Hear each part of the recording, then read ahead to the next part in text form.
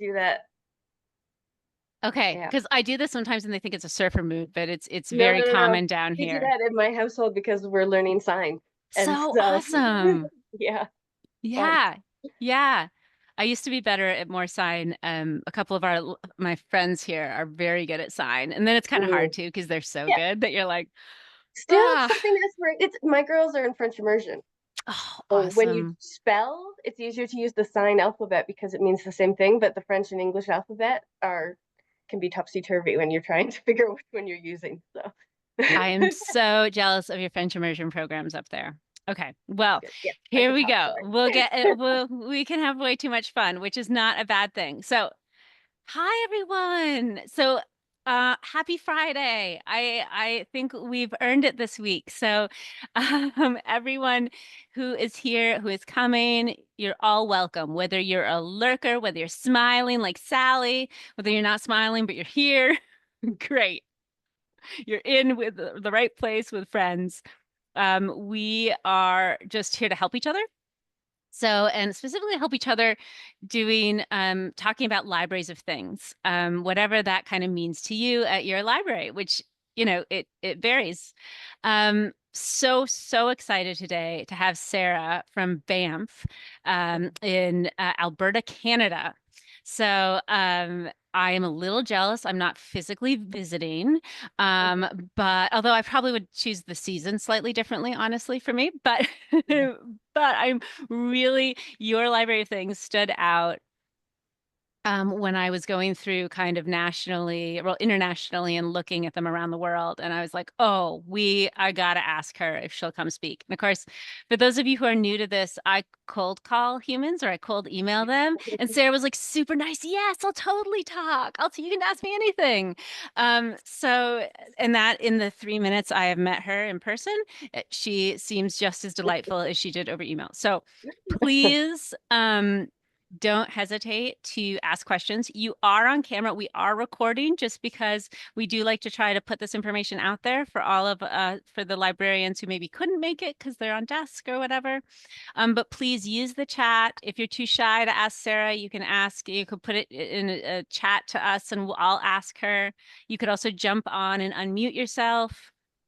Um, but yes, we're it's this is meant to be a welcoming spot, and we want you to get your questions answered, and have fun together because we all need that a little bit. So, Sarah's also especially awesome because she's doing this from home right now with sick humans. So, so extra points for you, gold star. Sarah, if you can't see, it's like browsing their website. Her collection is amazing. Yeah, I can see the chat. I love Okay, yeah. We also have Greg from Massachusetts who is buying for their lot collection. So hopefully y'all will get some great ideas today. I know I already have them, and my boss has a list of questions that she's like, okay, you have to ask her about this, this, and this. So I said, okay, it's not a problem.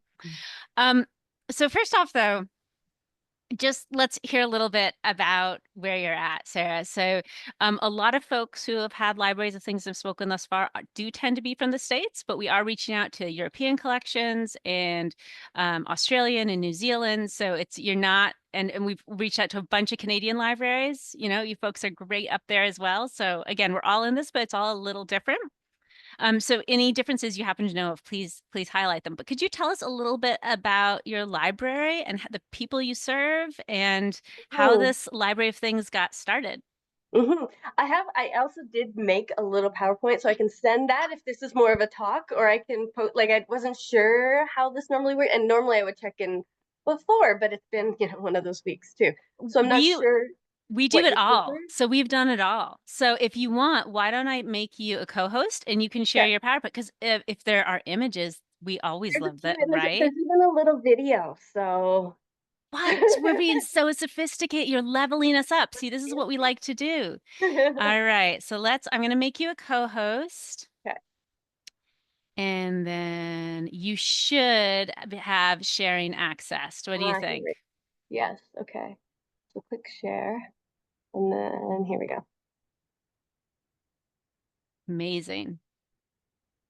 So now I have to remember, it's been a minute since I Ooh, I like your logo.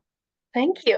So yeah, my Banff Public Library logo, when I first arrived I arrived at the Banff Library 10 years ago, July 2014. Mm-hmm. And at the time, it was an independent library, so it wasn't part of a system. Got Um, it. and the way that libraries in Alberta are supported is it's primarily municipal and supported. There's a little bit from the province, nothing from federal, basically, is the Got long it. and the short of it. And then everything else, printing, you make revenue the way you can, and then grants and that sort of thing. But at the time, because we were an independent library, our only e-resource was Encyclopedia Britannica. We used Oh, like TELUS Internet. Our photocopier was in the back, was black and white, didn't have scanning. You can kind of imagine the library that we were. And it was my mandate at the time to join the system because I truly believe consortial power is, how you can do pretty much anything, right? So at the time, too, our logo was books, which I love books. I mean, there's a reason I became a librarian, right? Like, I love books, but I felt that it didn't represent what the library meant in a full sense to the community. So that's kind of why we went with this logo instead. And it's, the colors, it's very representative. We're kind of in a funny space too because we live and work in a national park. And so in our national park, right, you can only live in Banff if you work in Banff. It has a right to reside. Um, there's less than 10,000 people that live in Banff, but 4.5 million visitors a year. So it's got a lot of unique things. But that year we joined the Marigold Library System. We changed the way we do everything. And now we're part of the Marigold Library System. We're part of something called TRAC, which is a regional consortium of member library systems. So we went from one library kind of on our own of the resources of a town of less than 10,000 people to being part of 180 other libraries in a sense. We still have our own autonomy and look at the system more like a support system rather than a governance system. So that's kind of like the world in which we live. We are not cool. a town department, but we work very closely with the town, and we get most of our money from the town. So Yeah. it's So are kind you a of nonprofit then? we are so by default, it was one of the first acts of Alberta when it was created was a library act.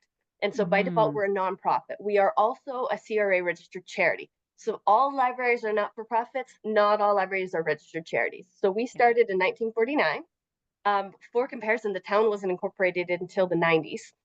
And then we became a registered charity in 1989.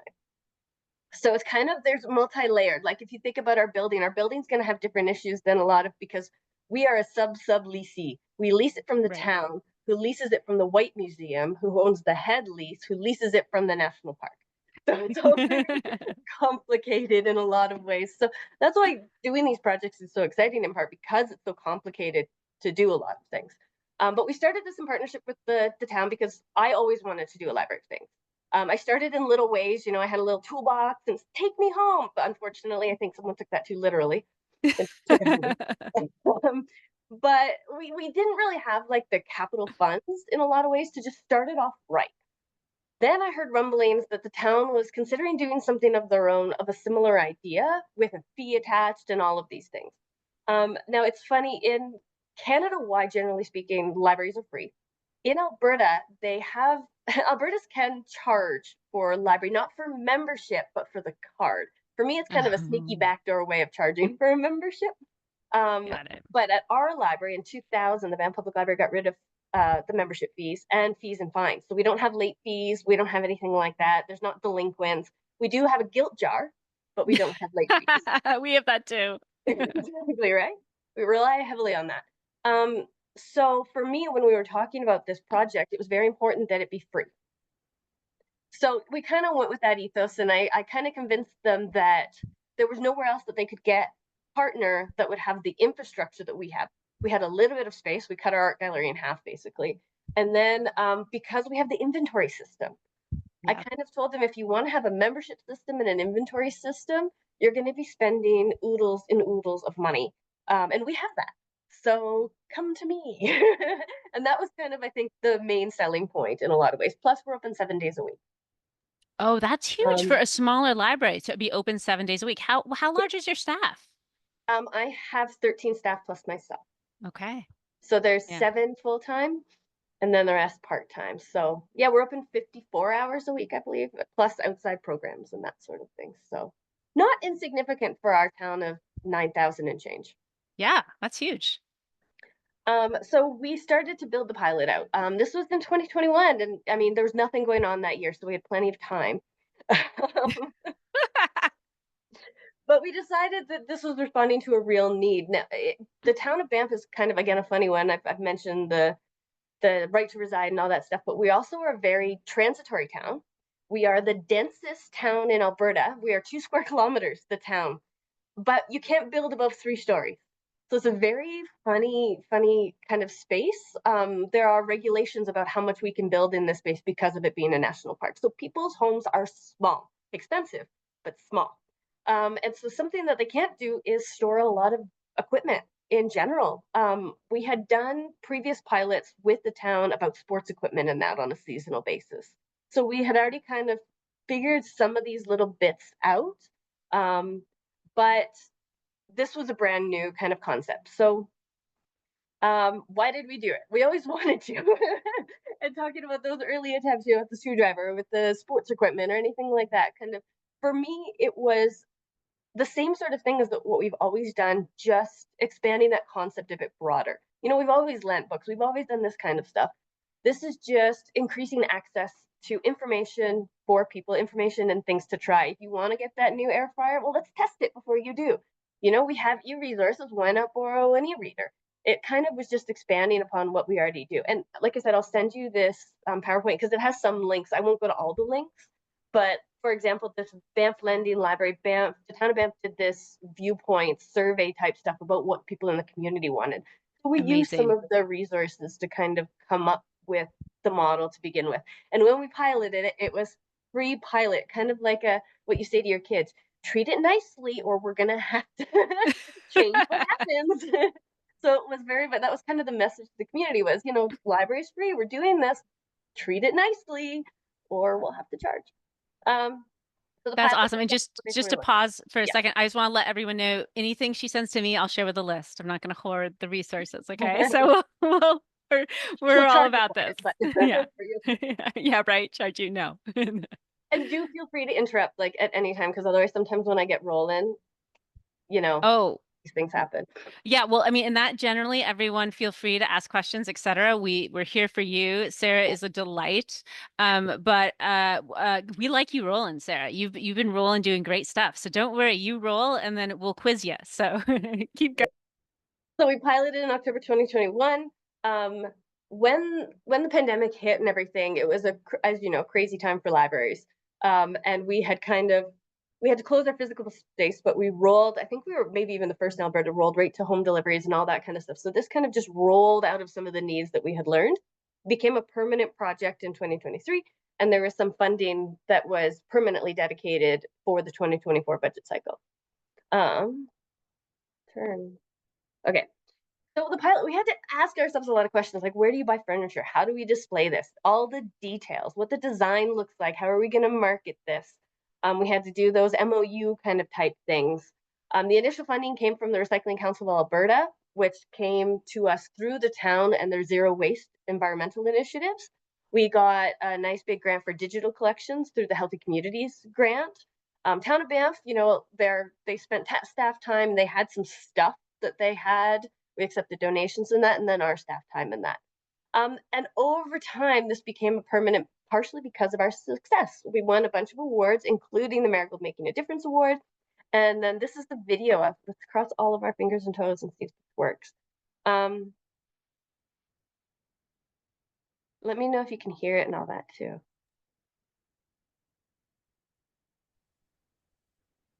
I don't see anything yet. Anyone? I don't, I'm not seeing it or hearing it. Anyone else, please feel free. Maybe it was just me. Darn, I wonder how, because I have it playing, but maybe I can't share videos. Not So hearing anything. You know what? Could you send us I I mean, will this is send the you link, the link. so we'll all watch it later Yes, well, because, and we it's definitely want to spy on you. So this is a video we did for the Public Library Services branch, which is kind of our governmental jurisdiction in Alberta, and we won the award for this service 2 years ago, and we did this video. It's the Minister's Awards for Municipal and Public Library Excellence. So Oh, that's the link in there that we can, so if you click here, you'll be able to see that. It's only perfect. 3 minute long, and I was counting on that to bump up my time, but that's fine. I can talk. Don't worry, we'll quiz It you just kind hard. of We'll gives you make an update. It gives you kind of that background and look into what the space is like and everything. And so I really like it. And it was a really great, we had somebody help edit it, because sometimes when I make mistakes, words that I don't say on video come out. And so he edited it very well, and I was very happy with that. Okay, moving on. So this is part of the design. Like, we had to come up with a whole branding scheme and everything, and we really kind of combined the town and our library kind of color scheme and logos and everything. So theirs is a lot more muted than ours, but it kind of just matched the scheme. So it's all those little details that it really came down to, because we wanted to start it right. You know what I mean? Like, we can also Mhm. start things bit by bit with stuff that we have. We're librarians. We're used to kind of making do. But in this sense, we really wanted to start it off with a strong presence and a strong message. Um, so we have our liability waiver. I got the town of Banff lawyers to write that up for us, because I didn't want to do it and I wanted to make sure that it was done. We have a process for that. That is, I'd say, the one barrier that I don't love is we have a blanket waiver. So if you borrow a puzzle and a miter saw, you're signing the same liability waiver. So it's 18 and up. That's something I haven't been able to get around with the lawyers yet, because it's hard to delineate what can be dangerous and what isn't. So for example, you can cause a lot of damage with an instant pot, or there's a lot of things like that, a mandolin, you don't want to cut people's fingers off, but a puzzle, it's one of those things that I still struggle with, in terms of a barrier, because I don't like barriers. But at this time, this is kind of where we're at, and we're hoping that families help each other out. We know that our numbers, as everyone knows, your membership numbers and that kind of doesn't always distinguish who the users are, in a sense. I might borrow it for the puzzle, and me and my daughters are going to do it. So that's the one thing I don't love, but it is a good liability waiver, and we just do have to be careful sometimes. Another thing that we really worked on was extensions. So we have all of these things. What if people don't know how to use them? So we have 5 sewing machines. One of them is a heavy duty one. Every single time we run a sewing workshop, they are full before, like within minutes almost of the information going up. It's always full. We've had mechanic school sets. One really cool partnership program we did was self-watering planters. People took, those big white things that restaurants have. They used all of our tools to build these self-watering planters with the Greenhouse Society. Because Banff, you can't have really gardens. there's no shared facilities. Plus, you're not allowed to have food outside because of the wildlife. We don't want to have attractants, so you can't actually have fruit bearing trees. You can't have vegetable gardens really outside because of the attractants for bears, cougars, wolves, elk, all that kind of stuff. Do you So have having, Oh, sorry, so go ahead. do you have the instructions for how you made those self-watering planters up on your website? Like, do you share those? I'm just No, thinking we other don't have those people, right now, but that yeah, would be something that we should do. because I was thinking people will want to copy you on that, among other Yeah. things they'll want to copy. We can find them. Marianne was a wonderful facilitator, so I'm sure we can find something for that. And so we try to show, like, you can use these items. We have the books that go along with it. You want to learn how to go do canning. We have titles on this. So that was another way to show that this isn't outside the realm of what we do. This is an extension of what we do. Um, and then we talk about all those partnerships.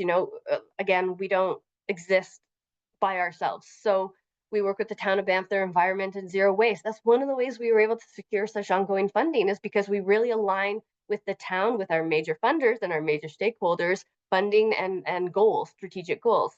So when you speak their language and you use their goals, it really makes it easier to secure that kind of funding. So they're very big. We live in the national park. It's very big on environment, very big on zero waste. And this really fulfills, it's probably their flagship program that fulfills a lot of those goals. Places like the Biosphere Institute had a share and repair fair. Nothing fits better than our library of things if you talk about all the items that we have to repair. And then places like the Bow Valley Food Alliance, they have Food Rescue, so many of those food oriented organizations that are in town, especially since food security is a big problem in the Bow Valley with the very high cost of living and the lower wages. Food is a big, big focus in the Bow Valley. So how do you, if we have, a lot of items like our vacuum sealers or canning products or dehydrators that really work with these sorts of organizations to further their mandates and to support the needs of our community in that way. The other thing is we started to measure our success after we had got all that community feedback. We've been doing this project. There was the Banff Community Social Assessment in 2023, and we won. I look at it that way, in that we were one of the top 3 services. And it was apparently quite a range. And I mean, how do you beat free transit? But we were able to do that as something that people rely on for a whole host of reasons. I put a little one slide at the very end talking about some of our other services, and you'll kind of see some of why. But this really is something that draws a lot of people into our library. Have you heard about the Library of Things? Is the easiest way to get people interested in coming in, and then they see everything that you do. But yeah, noting inclusiveness, universal access, and non-judgment when seeking support services, the breadth of offerings, and keeping people connected and part of the community, especially coming out of this pandemic. One of the things that they also put in that social assessment was recommendations. And one of the main recommendations was support for the Banff Library of Things. And then I have to put this in because it just made me laugh. When I started, this is just the Best of the Bow. It's the local newspaper, the Rocky Mountain Outlook. And when I started, we were nowhere to be seen on the Best of the Bow things. And over the years, we keep getting new ones. And I think the year before we had about 4, and this year, and we don't advertise for this. This isn't anything we're seeking out. But as you can see, it's not. If you had come to me 10 years ago and said the library would be getting things for best environmental program, best business making environmental change, and all of those things, I would have been like, huh? But looking at this is completely community generated, and it tells you what the community thinks of our space. We are the only free space in this community, the only place you can go to and exist without expectation of purchase. And so that we can provide things like Library of Things really just has that value add to the work that we do as a library. So these are kind of some of our numbers that, as you can see, it just keeps growing. And for a highly transient community like ours, it's pretty great. So to save, oh, I missed a zero. We're at $750,000 in what if people had purchased the items. And a lot of items you can't buy in town. We have a lot of tourist shops. We don't have a lot of like home goods. We don't have a Costco. We don't have, a lot of that kind of stuff. Our grocery stores are probably the size of a lot of places' produce department. So there isn't a lot of resources. So it saved a lot of money. It saved a lot of time. Trip to Calgary to buy an air fryer. No, thank you. So we've signed up all of these participant households so far just for these Library of Things. That's not our membership members. This is just Library of Things. So these are people 18 and up who have signed up in a community our size. And then, yeah, it was short for those kind of things. What did I miss? What do you want to know? And I just wanted to show you the other thing I wanted to mention when I mentioned food security is things like our little free pantry. So take what you need, leave what you can, that sort of thing. We just got a lovely big $40,000 grant to support this, which is really exciting. So about $1,000 a month, we can buy food for 2 years to support a little free pantry. We offer sexual health products. We offer fentanyl testing strips. We offer a lot of different things under the guise of information. And the story I wanted to kind of leave that part on was one day we get bread from the local organization called the Food Rescue, where food that the grocery stores can't sell, rather than throwing it away, it goes to the Food Rescue and then it gets distributed in the community. I had this gentleman come up. He took a loaf of bread because it's there, freely available. And then he came back to the desk with a book from our book sale. And he said, I was going to go to the grocery store and buy bread. Now I don't have to. So when people have their basic needs met, then they can explore some of the other stuff that we have, like the books and things like that. So for me, that was always a very evocative story of the impact that you can have for some of these free services. So woohoo! I know there are a lot of silent claps going on right now. I just felt like, yes, Sarah, woohoo! Awesome. What a brilliant, so many brilliant examples there of do-gooding and wow, yeah, you must feel good. Like I can tell you're just getting started. Also because I thought I was making things up because when I first found you a few years back, I was like, okay, they have a cute little collection. It's good and I love it. Like way to show up. And then I checked in like this year. I was like, What happened? It exploded. It's awesome. And obviously I knew the impact would explode and all these other things you're doing too. So wow. Okay, we're gonna quiz you now. Now here we go. This is Yeah.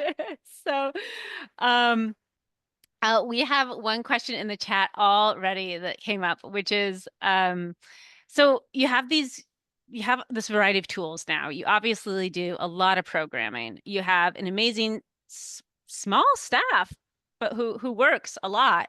So how do you really promote and display these collections in a relatively small space that are relevant to your library of things? And like, how do you get those patrons to engage with them as that extension? You talked a Mhm, little bit about that as you kind of mhm. display them together, but could you go into that a little bit more? Yeah, so it's something that we like to try to keep dynamic. So we change out what we display with the Library of Things space because there's not a lot of room because of all the stuff to Yeah. put more materials out there. We have a front area where we do change up our displays. So a lot of those traditional library displays you'd Yeah. imagine with materials, in the early fall when it's canning season, we will put up canning and preserving and all of those different type books and say, use this. We have a puzzle table in the library where people can just do a puzzle, and it's actually shockingly popular. And then you can borrow one as well at the same time. When we go to these events like the farmers market or the share and repair fair or the preservation picnic, all of these types of things, we bring book materials alongside our books. We put our brochures for e-resources. You want to use the auto repair database, we have mechanics tools for you to work on that with the code reader and all of that jazz, right? So it's a matter of constantly evolving it and then taking advantage whenever you have these events or programs that you're attending outside of your space as well. We're only 6,000 square feet. We are way too small for Yeah. what we do. Um, but we try to make use of every square inch of what we do because of that. Yeah, the Uh, puzzles, they're a lot of fun and people seem to be really. I just thought Gregory posted about the puzzle table. It was one of those things where I was like, I kind of think this would be fun. I wonder if anyone else will think this is silly. And I just put it out and it got used. Yay! um, publicly displayed. Yeah, yes, they are publicly displayed. So people can interact while they walk in. And so that's part of that advertising thing as well, because people can go through and look at the items as they come into the library. It's kind of the first thing you see on the right when you come in, and then on your left when you come in, there's the iPad, and that's the link for the browsing catalog that you would see. We didn't like the way it was displayed in our track pack, the online catalog. You couldn't really see the images of what they were and interact with them in the same way. So we created our own browsable catalog that way so that people could really get a good sense of what we had. But the engagement, and I'm just going back to that one, is really those programs and services and telling people to touch them and feel, see what they're working with. We do our sewing workshops, for example, out in the main space. We do it after the library's closed. So we can mm, just do it in our main space because we only have one small boardroom. mm. And people are welcome to come and try the things out and use them in a safe place with an instructor and figure out really how to use them. So it's really just ongoing programming, ongoing movement of these displays, and really just kind of trying to link. You like Creative Bug? We have sewing machines. You like Creative Bug? We have crochet hooks and blocking things, and really being responsive to the changing needs. Wow. So what is like your I mean, I can see this is a dynamic collection, and you seem Mm, to have. Do you have staff buy-in on all of this? Something that I think is really unique about your story is you went all in. Where a lot of people, like you said, are like, okay, we're gonna convince them of this little bit, and then add this little yeah, bit, and then no, you went in. You got the investment, and we love it, but yeah. it's not the story I traditionally hear. And so was your staff all in with you, or how did and are they still all in, or is it a kind of a you're still evolving? I mean, I like to think that they are. I found that when there was objections, a lot of the time it was really just important to get that real data. So, for Hmm. example, when we first started, there was a lot of concerns that we were taking time cleaning things and that things were coming back damaged and all that stuff. So I said, all right, we put a form at the front and I said, write down everything that comes back damaged and how long it takes to fix it and all that kind of stuff.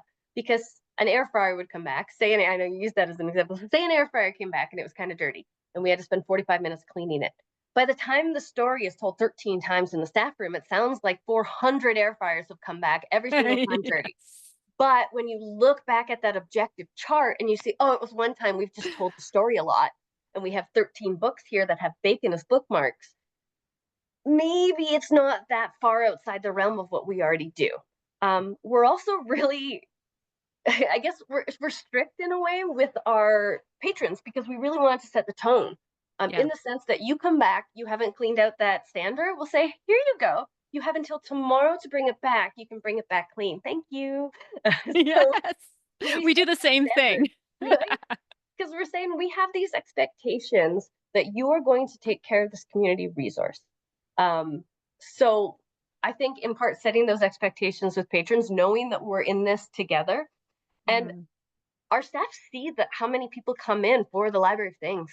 You know, they see that we got this funding.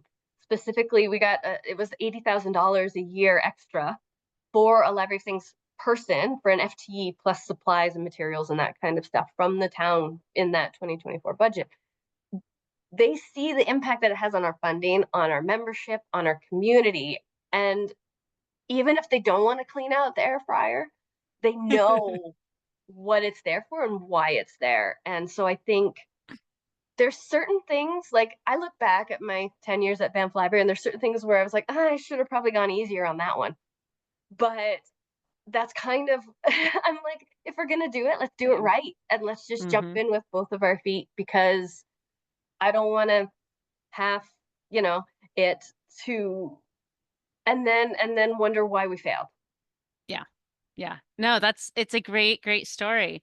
So a couple questions on that. One that got sent to me is, so what is your, if you don't mind sharing, your annual budget for kind of buying things now? Because you said now it's a budget, it's a line item. So is that, because are you going to have that full-time staff member now every year that's going to be Yes, paid so for? 2 Okay. permanent full-time. Amazing. So we have 1 full-time and 2 part-time library assistants. Our library assistants, I know it's different everywhere. So basically we have library director, assistant director, and library assistants and part-time staff. So all staff have the library assistant role where they work the desk, they shelve books, they do all that kind of stuff, but then they have individual portfolios. So like collections, programming, library of things. So we have 1 full-time, 2 part-time, where their personal portfolio is the library of things.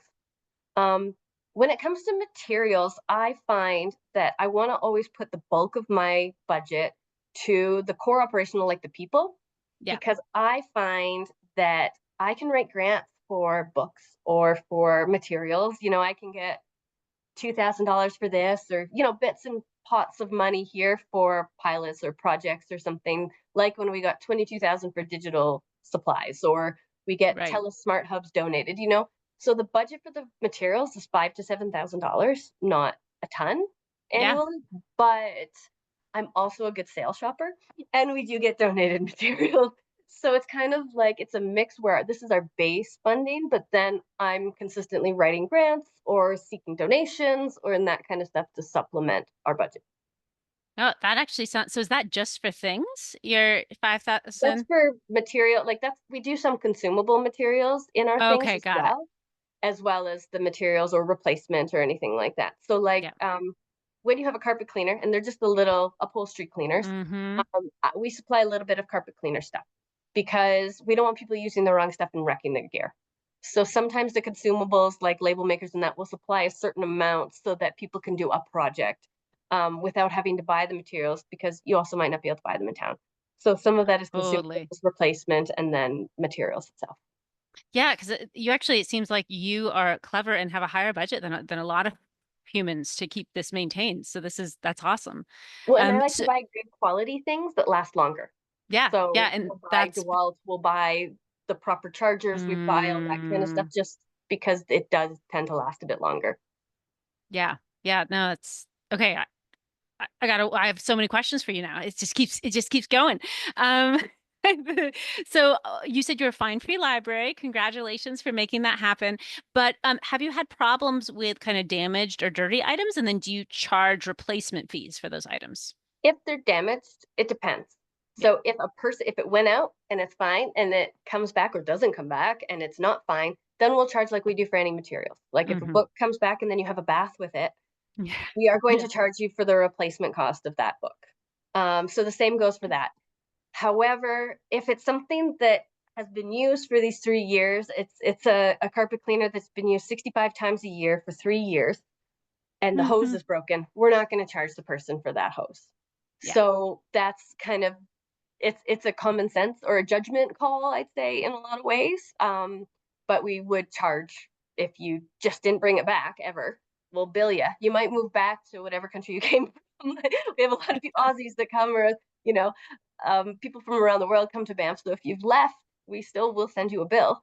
Or if you haven't brought it back, we'll still send you a bill. But otherwise, I'd say the attrition rate is lower than books Yeah. in terms of Yeah. damaged and not returned materials. Our That- our our loan rate is slightly different. We loan them for 1 week. All of our other materials are 3 weeks. And mm, there's you can place holds on them, but there's no renewals for the library of things items, got it. except for the puzzles that have 1,000 or more pieces. Those can be. I like how that's your exception. Yeah. We all need that exception, especially those ones. We have one that just goes from orange 1,000 to puzzles. yellow. I was like, You oh. need a bit longer for some of those ones. So yeah.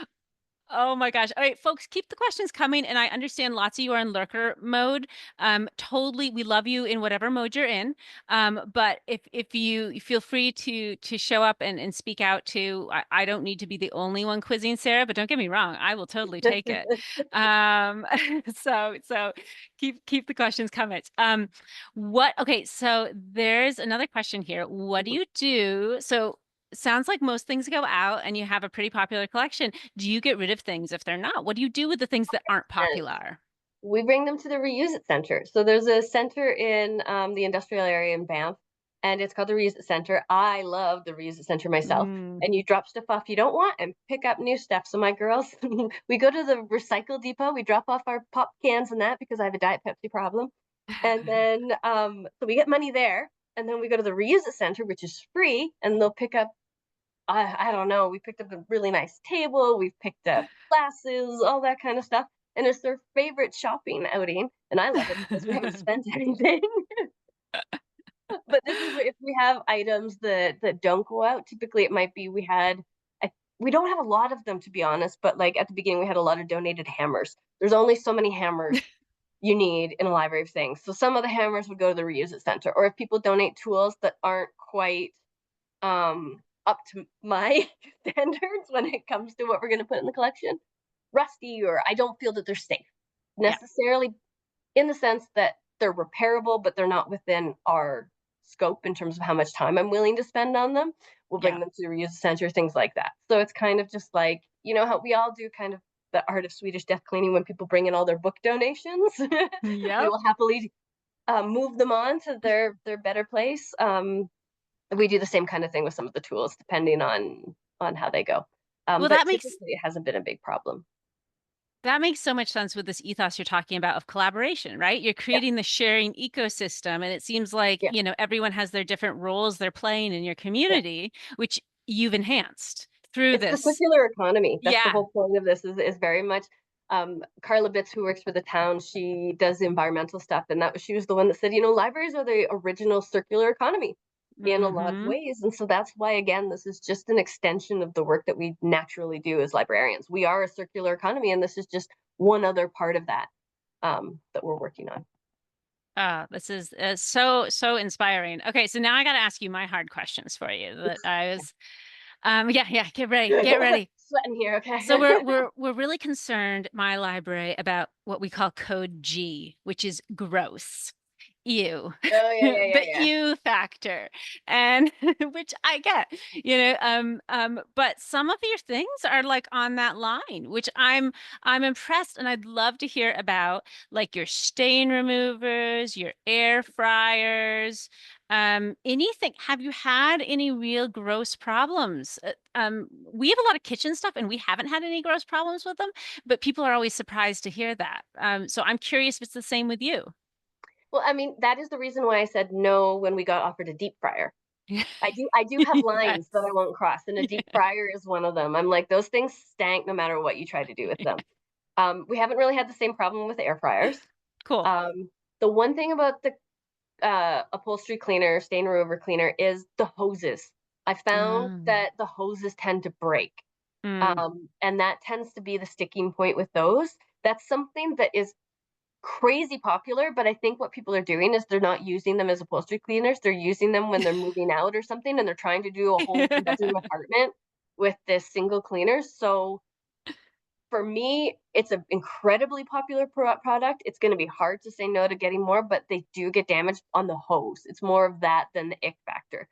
I'll say we just got books back last week Yeah. that had been in a house where it smelled like they had almost hot boxed it with tobacco smoke.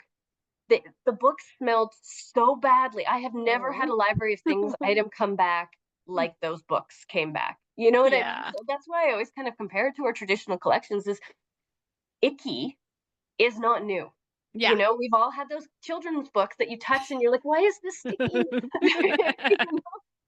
So my point is like putting it in context of hmm everything else we do. The grossest things that I've had come back to my library have not been library of things items. That is so great to hear. And this was what gives me, I love this because I ask that question to almost everyone who comes by, and everyone's like, it's not as big a deal as people think, which is just great, especially if you're trying to push the boundaries at your library. It's great to get that feedback from folks who are experienced like you and been doing this for a long time. Well, and So, it's part of that setting expectations with your community as well. It's kind of like setting mm, expectations with your kids. If you accept a bunch of stuff back that's dirty and gross and that's what you're gonna get.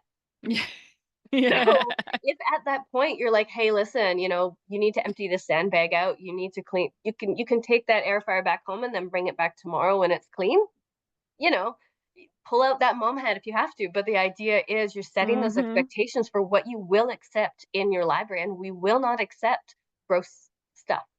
Now, love it. we will have an exception. Somebody will drop it off before we see it and they're already booked out of there. We'll Yeah. put a note on their thing that says left really, really dirty. Let's talk to them before they're allowed to borrow anything else, Yeah. like The exceptions to every rule. Yeah. It all happens. yeah. So, I mean, so something, and I don't know if everyone's aware of this, but Banff, at least your region, suffered terrible, terrible fires. That was Um, Jasper. So that's okay, about okay, 3 hours or 4 hours okay. away. So, but I wasn't, so I was saying region in general because I wasn't sure if it affected you at all. So there's Did, always the danger of fires okay, here. It's always something, we're aware of. There's a lot of fire smarting stuff. We actually had conversations about what fire smart tools we should have yeah, in our library. A lot of I've passed to the fire department rather than because some of them are got it. very dangerous pole saws and such. Um, I will say we had some Jasper patrons who had our materials. We're like, don't worry about it, Yeah, yeah, Um, but we weren't directly impacted by the yeah. fires, fortunately. Okay.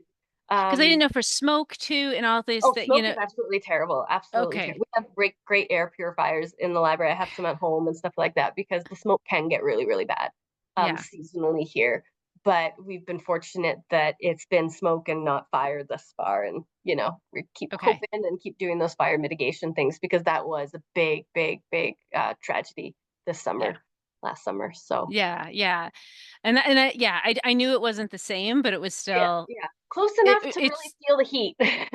yeah. Yeah. And we're all affected by these things in Yeah. our world. So, I mean, I want a new library, but not like that. yeah, exactly. So say we all. And so you also have some really cool stuff like a circular saw, a miter saw, and a wood planer. Those are three I'm jealous of because we don't have them. Something that the reason we don't have them, and I'm curious how you got around this, is that we have folks sometimes who we don't want to censor. Obviously, we don't like censoring. But we also are free and open to all. So, but if you don't know how to use those, you can really hurt yourself. And so that was that line where we're like, oh, oh. And again, I think it's depending on each community. We actually have like chainsaw sharpeners here because that's like really normal in Maine. We don't lend Mm. chainsaws, we lend chainsaw sharpeners, See, So that's what we have a mini chainsaw, but I wouldn't loan a full size chainsaw. For me, yeah. that's where the liability waiver comes in. I mean, hmm they're all adults, and we have the Yeah. expectation that if you're going to bring this giant miter saw home, you're going to use it Yeah. responsibly. Um, and that's kind of like that's how I bought them. That's how I got around it. Yeah. Yeah, totally. So it's just kind of like I don't I feel like an a pressure cooker can be just as dangerous Mm, as a miter saw used irresponsibly. You could blow yeah. your head off with that thing. I'm way more scared of a pressure cooker than I am of a miter saw personally, for my own use. Yeah. So I feel like it's such a matter of personal opinion that it's Mm. really hard. That line is so flexible and hard to distinguish. But I do have mine. I won't get a deep fryer. I won't get a full size chainsaw. There's certain things that I feel are just, outside the realm of the everyman in a lot of ways. Um, but I felt miter saw, we have the safety grips, we make sure that it's well maintained. It's like one of the most useful saws. No, I mean, like, this is why I'm super jealous. And don't get me The wrong, only tool reason libraries that have them all the time. the dangerous thing about the miter saw is it's so bloody big. It takes up, we have to store it in a different closet and get it out separately because it's just so large. And that's the downside for me to the miter saw. I never would have thought twice. I feel like that's safer still than the circular saw that you can go all around. So Hmm. it's a Same. matter, I think, of opinion sometimes. Yeah. Yeah. And knowing your community and the people who are using it Mhm. too, probably. I think that's what we've heard, at least from other Yeah. libraries, is like, okay, well, this we felt really good about for our community because we're all familiar with XYZ versus this. And we Um, really always include like instructions, we include safety glasses. We ask people, are you familiar with this? Are you that kind of stuff? So I think again, mm, it goes into setting those expectations and providing the resources, information to use all the items safely. yeah. No, that's a really good point. Do you provide physical copies of the instruction manuals or do you just link to the online? Mostly physical, Okay. but both depending. Sometimes the physicals go walkabout or they're not always available, but I like to have a physical, and we take a picture of all the items with all the pieces laid out so that Mm, when we have items come back, we can check to make sure everything's there. Not everything, like the puzzles, we don't count 1,000 pieces, we weigh them. For those kind of puzzles and games, we weigh them and then hope that it's within the same weight range. um, but we do have pictures of everything that's there, the safety goggles, the instruction booklet, everything's all laid out so that we know that it's all included. that's great. That's great. Have you thought about what's next? Do you have like a wish? Are you like a little, are you going to take a breather since you just like finished this major thing? You made your win, you got a person in your budget, have a person in your budget, you've got this amazing collection and catalog and you're rolling on programming? Or are you like, oh no, I know exactly what's next. Here it is. I'm neurospicy, so we don't take breathers. My people, we don't take breathers. I love it. So basically, again, my dream would be to have a new space. And I mean it as a Hmm. joke, but I fully mean we need a new space. Um, and part of that would be expanding the space for the Library of Things. We are very Mm, space constrained in a lot of ways. I'd like to continue to increase and grow our programming that links to the Library of Things. My dream, they are talking about building a community center, not too far from the library, but to have workshop space so that people could use mm, the items in house. I could take the miter saw home, but where am I going to use it? right. That sort of thing. So having a workshop space for people to use and repair and all that kind of stuff, maybe even linked to the reuse it center, stuff like that.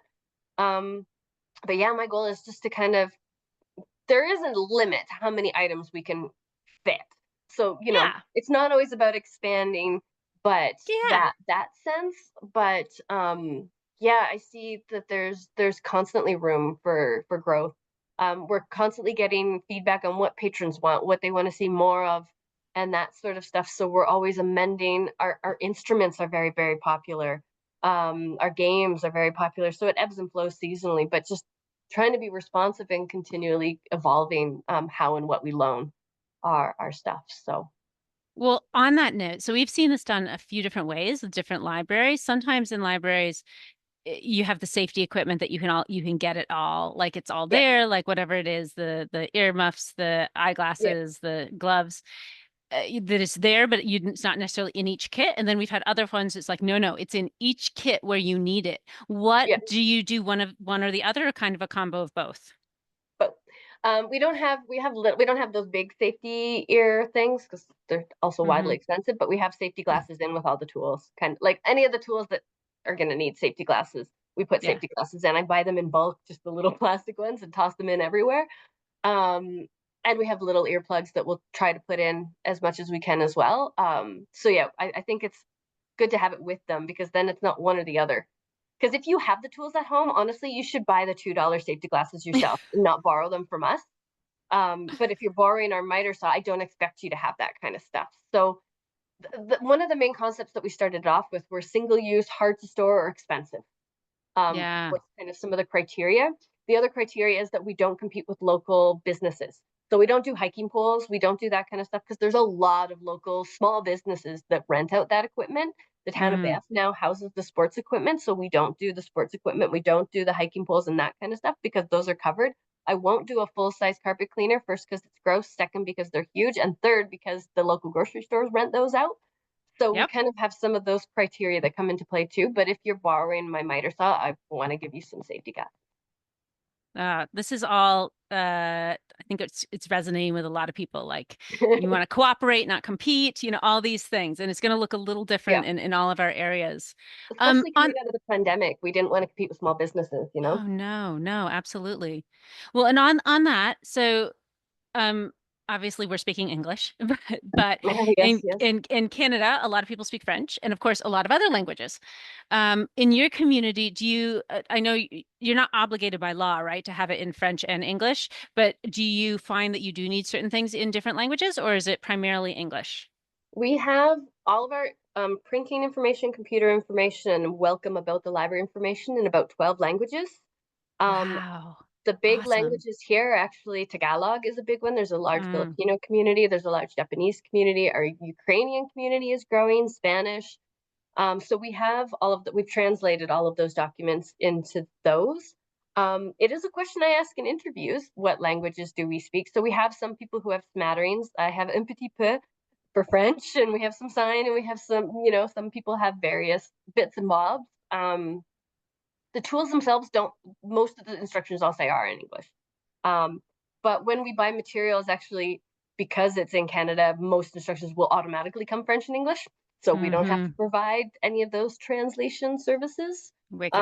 But we have tried to translate, and our website is translatable into a lot. I can't remember the number, but it's a significant number of languages as well. So we try to reflect our community in that sense as much as we can.